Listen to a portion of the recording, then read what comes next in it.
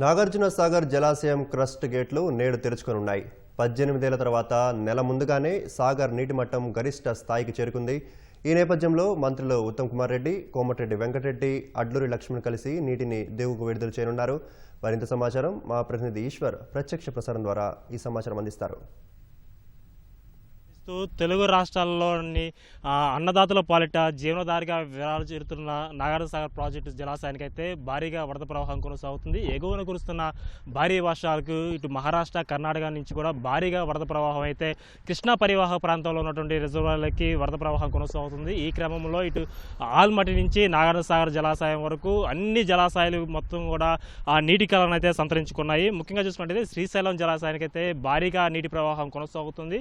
సుమారు శ్రీశైలం ప్రాజెక్టు నుంచి 2 లక్షల పైగా క్యూసెక్ల వరద నీరు అయితే నాగార్జున సాగర్ ప్రాజెక్టుకి అయితే కొనసాగుతుంది. ఈ క్రమంలోనే నాగార్జున సాగర్ జలాశయానికి అయితే భారీగా వరద ప్రవాహం అయితే కొనసాగిందని చెప్పుకోవచ్చు. ప్రస్తుతం చూసుకున్నట్లయితే నాగార్జున సాగర్ పూర్తి స్థాయి నీటి మట్టం 590 అడుగులుగా ఉంది. అయితే ప్రస్తుతం ఉన్న 586.6 అడుగులకి అయితే నీటి మట్టం అయితే చేరుకుందని కూడా చెప్పుకోవచ్చు. మరికొద్దిసేపట్లోనే రాష్ట్ర మంత్రులు, తెలంగాణకు చెందినటువంటి నీటిపారుదల శాఖ మంత్రి ఉత్తమ్ కుమార్ రెడ్డి, అదేవిధంగా జిల్లా ఇన్ఛార్జి మంత్రి అడ్లూరి లక్ష్మణ్ కుమార్, రోడ్లు భవనాల శాఖ మంత్రి కోమటిరెడ్డి వెంకటరెడ్డి, వీరు ముగ్గురు కూడా కలిసి మరికొద్దిసేపట్లోనే ఈ నాగార్జున సాగర్ క్రస్ట్ గేట్లను అయితే ఎత్తి దిగువకు నీటిని విడుదల చేయడానికి కూడా అధికారులు పూర్తి స్థాయిలో ఏర్పాటు చేశారు. మరికొద్దిసేపట్లోనైతే ఈ సాగర్ డ్యామ్ ద్వారా గేట్లను ఎత్తి దిగువకు నీటిని విడుదల చేయడానికి కూడా అధికారులు సన్నద్ధం చేశారు.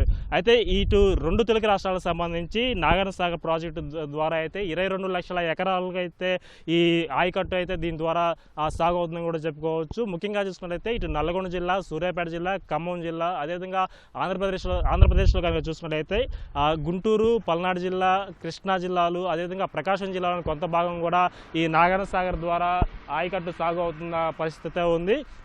ఎగువను కురుస్తున్న భారీ వర్షాలకు కూడా గత 15 రోజుల నుంచి కూడా భారీగా వరద ప్రవాహం కొనసాగుతుంది. ఈ నేపథ్యంలోనే నాగార్జున సాగర్ జలాశయం మొత్తం కూడా నిండు కుండలా మారిందని కూడా చెప్పుకోవచ్చు. అదే దీంతోపాటు ఇటు నాగార్జున సాగర్ కుడి ఎడమ కాలువకు కూడా ఇప్పటికే నీటిని విడుదల చేస్తున్న పరిస్థితి ఉంది. వీటితో పాటు జల విద్యుత్ కేంద్రంలో కూడా విద్యుత్ కూడా నిరంతరాయంగా ఉత్పత్తి అవుతున్న పరిస్థితి ఉంది. ఇటు రివర్స్ పంపింగ్ ద్వారా కూడా ఇక్కడ విద్యుత్ అయితే కొనసాగుతుంది.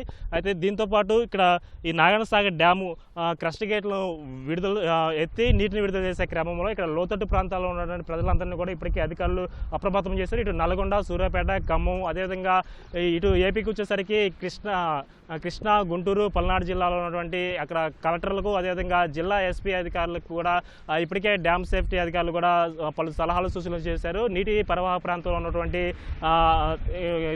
లోతట్టు ప్రాంతంలో ఉన్నటువంటి ప్రజలందరినీ కూడా అప్రమత్తం చేశారు. అదేవిధంగా చేపల వేటకు వెళ్లే వారిని కూడా అప్రమత్తం చేశారు. ఎవరు కూడా చేపల వేటకి వెళ్ళొద్దు, నీటి ప్రవాహం ఎక్కువ ఉంటుంది కాబట్టి ఈ పరివాహ ప్రాంతంలో ఉన్న ప్రజలందరూ కూడా అప్రమత్తంగా ఉండాలని చెప్పి ఇప్పటికే హెచ్చరికలు జారీ చేశారు. మరికొద్దిసేపట్లోనే ఈ నాగార్జున సాగర్ డ్యామ్ గేట్లను అయితే ఎత్తే అవకాశం కూడా కనిపిస్తుంది.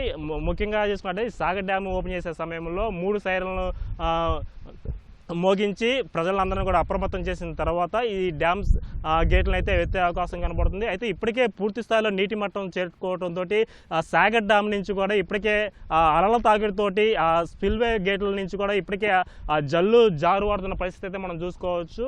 అయితే ఇంకా మరికొద్దిసేపట్లోనే ఈ సాగర్ డ్యామ్ కనుక గేట్లు కనుక ఎత్తినట్లయితే అక్కడి నుంచి వచ్చే వాటర్ ఫ్లో పాలనరుగా ఏదైతే ఉంటుందో అది చూడడానికి చాలా సుందరవనంగా కూడా ఉంటుంది. అయితే ఇప్పటికే ఈ సాగర్ డ్యామ్ అందాలను చూడడానికి, తర్వాత గేట్లు ఎత్తితే వచ్చేటువంటి ఆనందాన్ని ఫీల్ అవడానికి కూడా ఇప్పటికే పెద్ద సంఖ్యలో పర్యాటకులు, అదేవిధంగా ఇక్కడ ఉన్న స్థానికులందరూ కూడా నాగార్జున డ్యామ్కి వద్దకు చేరుకుంటున్న పరిస్థితి ఉంది.